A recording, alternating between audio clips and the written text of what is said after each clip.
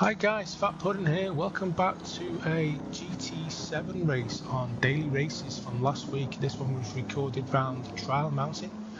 I qualified 11th in the Mercedes GT3 and I'm just going to give you a little insight of what went on 11th on the grid, like I said. So I had a pretty decent start at the beginning. Tried to stay behind this guy called GBM in the Ferrari. So I did a couple of little different shots to make it a bit more watchable than the usual just normal front camera.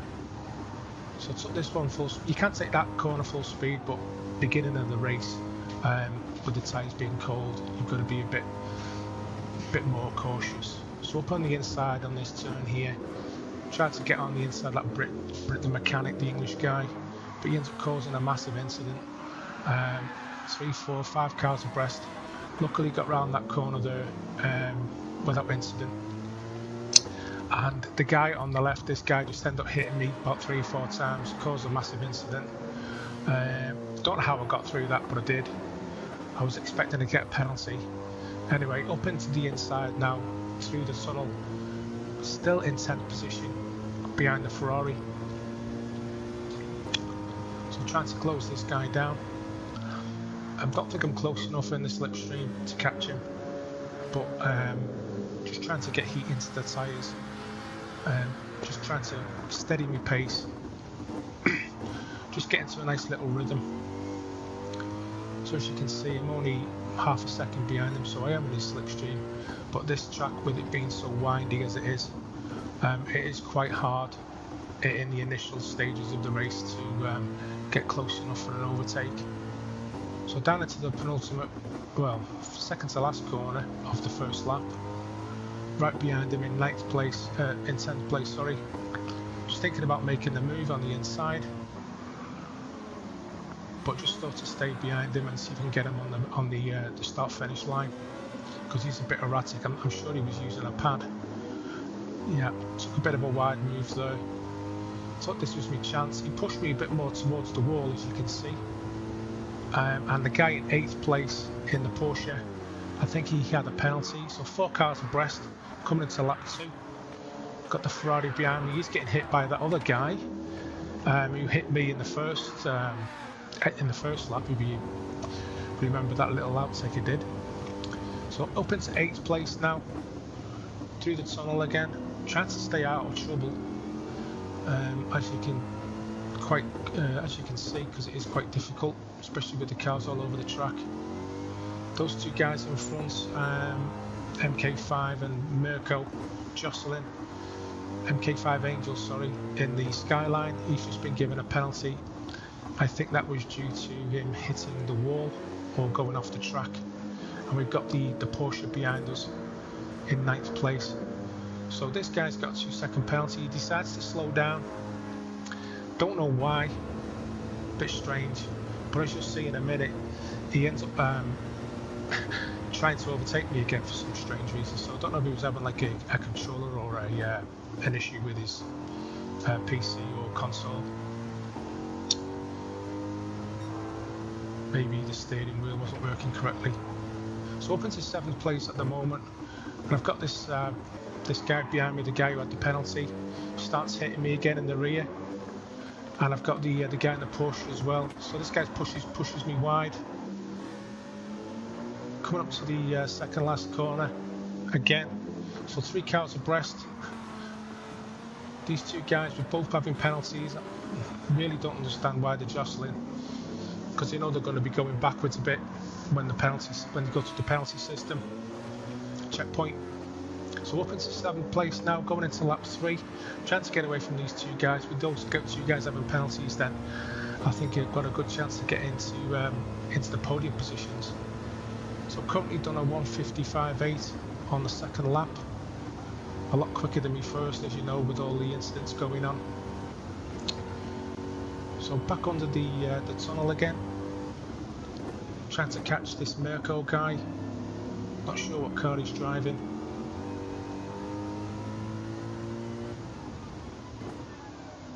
trying to just keep it as clean as possible, not to hit the sides of the track, because that's where you do get your penalties. So just down a couple of tenths there. Coming up onto the back straight, trying to keep it as tight as I can on that corner, and pushing down through the tunnel on the back straight. Got maybe 2 seconds gap on the guy in 6th place, and there's a couple of guys just going around that corner, as you've just seen. They're jostling for positions. Hopefully they're going to be you know, maybe a little bit slower due to them fighting for 4th position.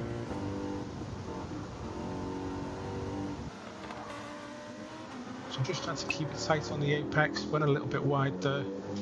Great car to drive though, the Mercedes. If you're ever interested in using this car, it is a very good car. Some guy's just got in the pit lane, not sure why that is, maybe he's got some damage. But this truck didn't actually need to have a mandatory pit. So those cars have actually basically all got a lot closer due to them fighting. And I'm now up into 5th position. I think that was due to the fact that guy went in the pits. Now this guy in front of me, in the purple car, I think it's the Lexus, don't quote me on that. He'd got a penalty as well going into the final lap. So got a great opportunity here to get 4th place, hoping if he makes a mistake. But looking at the leaderboard at the beginning, this guy was a lot quicker than me on the grid. But if I can get into his slipstream, I've got a great opportunity. 3rd place is just in front of me there, as you can see. I think he's been fighting with the guy in front. So coming up onto the back section now, trying to get into his slipstream. But I'm 500s down. He's hit the wall, he's got a penalty. So that's great for me, not good for him. So all I need to do then, my thinking was just to stay behind him, and if I can get close enough I'll make a move. If not, there's no point, because I've got him anyway, because he's going to get a 1.5 second penalty. So braking late on this wide left turn, trying to take it, excuse me, around the outside, trying to get to his slipstream, hoping maybe 3rd place might make another mistake. I think he could be in the Lamborghini. So coming round now to the last couple of corners on the last lap. I've got 4th place here from 11th on the grid, which I honestly think it was a fantastic result for me. Trying to take it smooth, try not to spin out. So just suffer with a lot of traction on that corner, with it being so tight. I'm pushing through now. That guy's got a penalty, and that finishes me in 4th place. So guys, I hope you like this one. I do appreciate all your support. New videos will be coming soon. Thanks for watching, and I'll catch you all in the next one. Bye for now.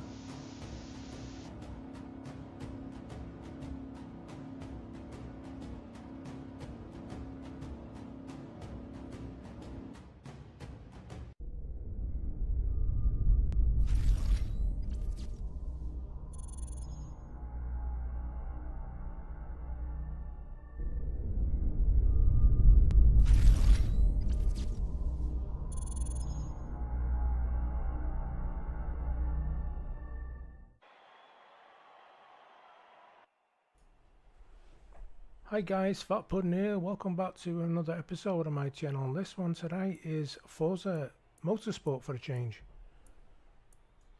This race is around Hockenheim, full circuit. It's a 16-minute race in the Ferrari 488. It's stock tune, so there's no tuning allowed. Just give you a little information on the track. And before I do that, I'll just tell you I actually qualified at the back of the grid. I didn't actually set a lap time in qualifying. I did some practice laps. So I'll just give you some information on the track. Hockenheim is a town in North Baden-Württemberg, Germany, 20 kilometers south of Mannheim and 10 kilometers west of Waldorf. It is located in the upper Rhine valley of the touristing routes Baden asparagus route, my apologies, and Bertha Benz Memorial Route. The town is widely known for its Hockenheim Ring and motor racing course, hosted over 30 Formula 1 German Grand Prix races since 1970. So here we go, I'll just give you a little insight into the race. As I said before, qualified at the back of the grid, just got into a little steady rhythm, as I always say, over braking in this turn here. Got the nice run back on the guy in 4th position called Bogus Planet up on the inside of him. So as I said before, a 16-minute race. I don't know why Forza have decided to do these duration races instead of just a normal, for example, a 5-lap or a 10-lap race. Quite strange for me to have timed events in a multiplayer lobby, but anyway, it may be something that they decided to change due to the original format of the races that they do. Especially multiplayer races all seem to be primarily focused around how many laps you do it on the track, not usually a timed race. But anyway, we'll go with that. So currently up into 4th position, coming around on the 1st lap. Now, one big mistake that I did make, I didn't take into account that pit stops would be needed. I didn't do enough research on the event information tab before I started the race. And as you can also see in the top right hand corner, because I have put a replay of the race as well, just trying to get my head around how the menu system works with the replays. Little bit more, I would say, a bit more clunky than the Gran Turismo replays. So Gran Turismo is definitely a better game for that type of, replay action that they do with not so much with the static cameras, but the replay mode. So I was just basically messing about with the cameras anyway. Didn't seem to turn out too bad on my first attempt because I've not done a replay race on Forza before. So anyway, back to the race, catching these 2 red Ferraris. These guys are podium positions. We've got a guy called Pat Luxer and Mustache.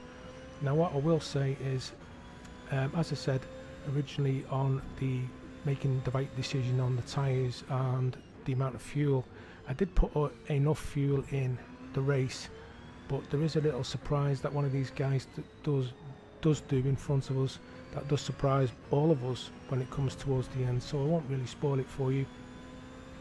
So just coming down onto lap 2, finishing off the 2nd lap, I just thought if I could stay with maybe these 2 guys in front, because they are jostling for position with this guy called Close Fire, I could actually maybe capitalise, which you do on that little corner there, and move up into a podium position of 3rd.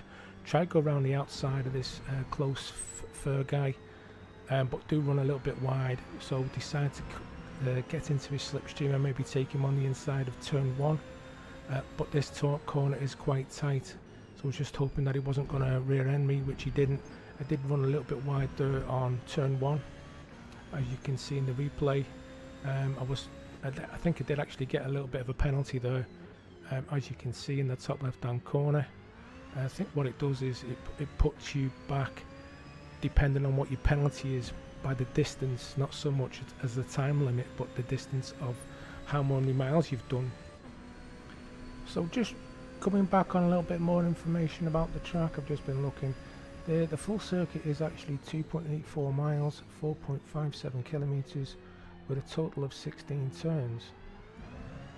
And also this track has had 10 variations since it was originally put onto the international scene in 1932. So the 2002 to date version of the track is actually included with 2.842 miles that I did actually say, and apologise if I did repeat myself. So we are coming into the stadium section now, which is Mobile 1 curve onto the Sash curve. I think we're still currently on lap 3. I think it's a total around about 8 laps. Coming round the Sash curve now onto the Sud curve. I do apologise for the pronunciation because I presume it should be in German. Coming round, this is the Sud curve now onto the start finish line. Moustache has still got a 3.8 lead. This is turn 1 called the Nord curve, and then we're coming round to a sharp right turn called Einfahrt Parabolica. So still got a 4-second lead on Moustache. Close Fur is about 2 seconds behind. He's actually catching me. I'm just trying to not freak out too much and just keep it calm. Coming round past Parabolica now up to the sharp right hander, which is called Spitzker. And then there's another stadium section just straight ahead of us, just past the in front of the helicopter there, as we pass this right hand turn. Another stadium section here in front of us, and then we're back round for this left hander. It's quite tight actually, using second gear up into Mobile 1 curve, and then we're back round into the Sash curve again. That's basically all the names of the corners. Quite interesting information though, to be honest, with the different layouts this track has had over the well, coming up to nearly 90 years that it's actually been on the scene. A very popular track, if I do say so myself. As you can see, great spectators views. So coming up onto this other lap now, tyre degradation is looking around, I would say 40%. The guy in P1 is pulling away every lap. Got over 5 seconds, nearly 6-second lead now. Just took that turn 1 a bit too tight. As you noticed in the replay, it did knock the cones over. I was actually waiting for the penalty, and if you do look up at the top there, I have got 0.003 mile penalty. So that I would think it does put you back distance wise at the end. So for example, if you had like maybe a mile penalty, it would put you back a mile on the track, and then it would formulate what position you would end up being as a result of that. That's my thinking of it anyway, but do let me know in the comments. And also guys, if you do like my content, do please consider subscribing and also hitting for that notification bell for when I do post my future videos.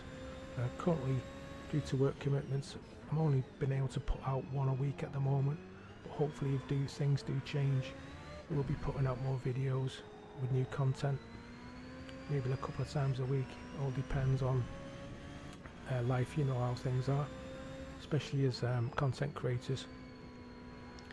So coming up to the end of this lap now, still okay with the tyres, but I did notice, which will be coming up shortly, the way how quickly these tyres drop off. I am on the medium compound. Guy in third has dropped off a bit. I think he's struggling as well.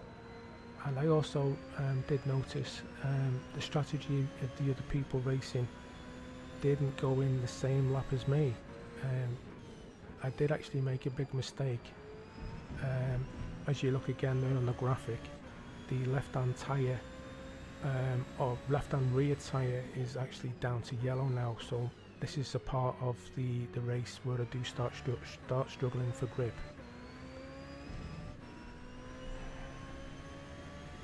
So basically it's all going to be down to what lap I decide to come into the pits. Should I change the tyres and a quick fuel? I need to basically decide on the strategy depending on how the car feels. So we're coming around the tight Spitzker here, up in towards the stadium section again. The guy in P1 has got nearly a 6-second lead. That seems to be staying about the same now, roughly around that. The guy in third has dropped off even more, a couple of seconds, and fourth place is down to 8.8 seconds. So those guys are pretty close to each other, so they're definitely fighting for third place. But didn't take into fact the other cars on the track and the strategy this would unfold. So you will actually find out very soon, and the way the car's feeling at the moment, we're starting to lose a bit of grip. As you can see, we are sliding about a bit more than usual. Try not to pushing it too hard. Needed to make the decision if it was going to stay out or not. P1 there, as you've just seen, missed the pit entry and he's hit the wall, so he has actually lost a bit of time. I'm coming up on my lap 7 now. I did actually think that I could do one more lap, but on my part this was a strategic error, because it was the first time we're doing this race with this car and this track. I didn't really do enough homework on the best options, but anyway, I had to go with this for this lap, and hopefully the tyres would last the duration. So we're coming round. The good thing about this track, it isn't actually too big, so you know, we're not going to suffer, not lose too much time. But I kept looking at the graphic in the top left hand corner of how much P2 was catching me. If you did look up, you can see that I did have an 8-second lead. It's actually down to 7.5 seconds. Now this will considerably start dropping off now. Pretty much every corner I'm taking, you see the car is just fishtailing everywhere. My tyres now on the graphic, as I've just mentioned, I've hit the wall. I lost complete grip. They've dropped off so quick. There's no grip on them at all now. So I'm losing time. P2 is down to 4 seconds. I've lost another 3 just on those 2 turns. We're coming around the last couple of corners now. I've got to get the pit entry hopefully correctly, not go over any lines, may hopefully not get a penalty, because I know Gran Turismo can punish you severely if you miss any of these entries. So there you go. Pat Luxor's gone past me. He's up into P1 and I'm in the pits now for a change of tyres. I did decide to take another set of mediums. Maybe in hindsight I should have gone for the softs, but it wasn't aware that you needed to change to another compound. So as a safe bet, I just stuck it on another set of the mediums. So the Ferrari guys in and out quick as. I didn't actually short fill the fuel.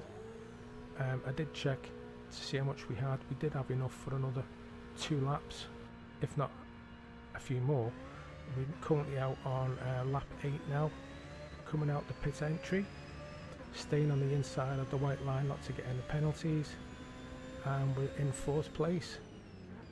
We've got an 8-second gap between 3rd. I'm hoping one of those guys in front of me is going to pit, because my understanding is we haven't actually got much time left on the race. So currently lap 8 now. Coming up to Spitzker, sharp right hand turn, overshot there because the tyres haven't actually got up to temperatures yet. And as you can see in the video, I've got 2 cars following me closely, which is Wildman Willie 99, and I'm not sure what the other guy's called, but he's in a red Ferrari. These were the guys I were actually chasing at the beginning, I think, because a lot of the guys in the lobby were renting the vehicles, not buying them, because they're over 300,000 credits, which I didn't have. Not played this game for 7 months, because the first time when I bought it, it needed a lot of updates. That's why I've not really touched it since. So coming up on Deppy 0110, we've caught him up from the last lap. That guy's definitely struggling for grip. Not sure what his strategy was, because he didn't go into the pits, he just carried on as is. So coming up to finish this lap onto lap 9, decided to take him on turn 1 by late on the brakes.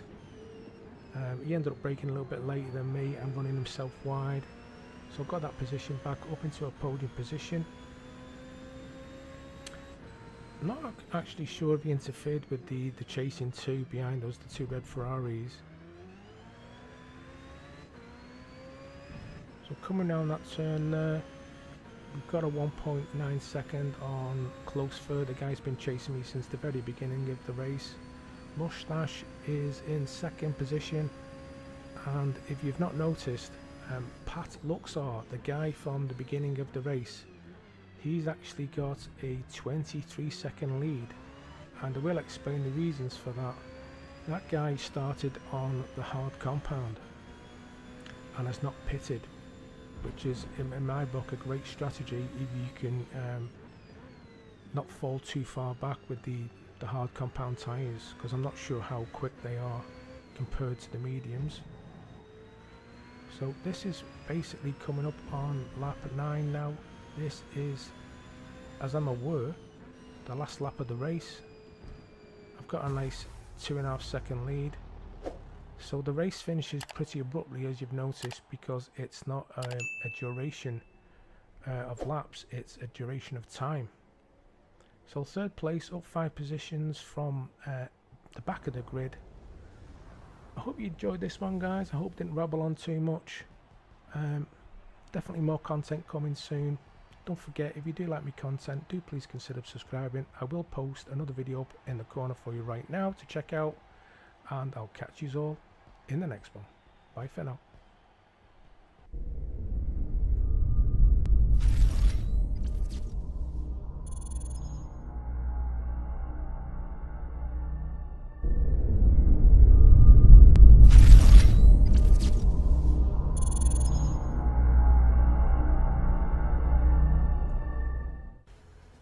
Hi guys, Fat Pudding here. Welcome back to another episode on my channel, Gran Turismo 7. This is another daily race at Laguna Seca. I qualified 7th on the grid.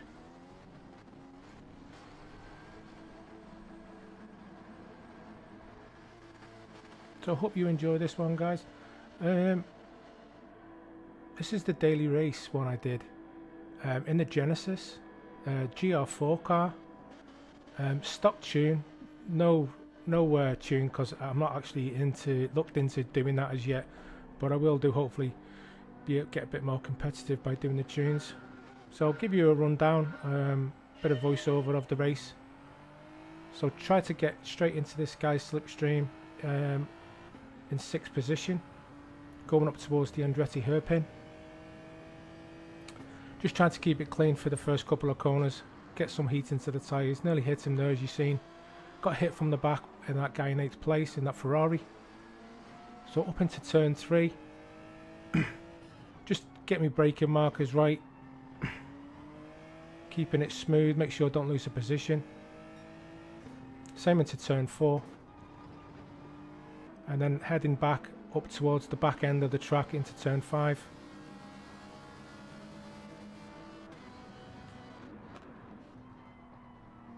This is a tricky section, this coming up to this little under the bridge here. Don't run it too far, don't go too quick, otherwise you will miss out, go really wide, like that guy in 6th place did, that Chris. I think his name's Chris. So up towards the corkscrew now, turns 7, 8 and 8A as they call it. Keeping it tight behind him, looking for me chance. So that guy on the left ran a bit wide, Morris. I think that's an Italian flag. Do quote me if I'm wrong. So lost a bit of speed there, a bit of time. Coming round the last corner onto the main start-finish line. Looking for the opportunity to get on the inside of the Italian, but he's blocking me a bit, which is all fair. But he's keeping it wide, so to see if we can get up on the inside. He actually does the thing that I was going to do. He ends up hitting the guy in 5th place, Chris. I see the opportunity and I go for the move. Get 2 positions, up into 5th place.